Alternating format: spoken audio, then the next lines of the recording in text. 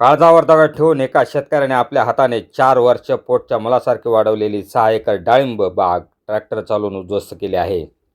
नमस्कार, bulletin 13 digital न्यूजमध्ये आपले स्वागत आहे.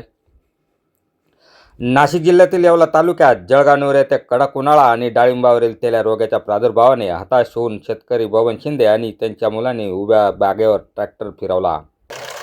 रात्री अपरात्री घेतलेली मेहनत आणि लाखो रुपयांचा खर्च मातीत गेला आहे.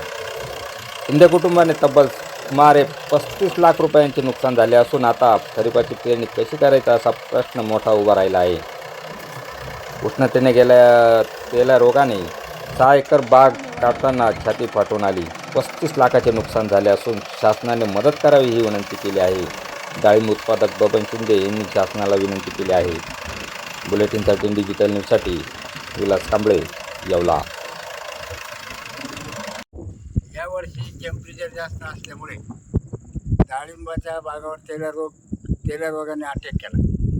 आमचं वैयक्तिक नुकसान 6 एकराचं कमीत कमी 25 ते 30 लाख रुपये झाले. तर याच्यावर सरकारने लक्ष दिलं पाहिजे आणि शेतकऱ्यांना सहकार्य केलं पाहिजे, मदत केली पाहिजे. तेल्या रोगाचा जास्त अटॅक झाला त्यामुळे शेतकरी अगदी मेटाकुटीला आलेले आहे. पुढील खरीपचं पीक कसं उभं करावं यासाठी शेतकरी चिंतेत आहे.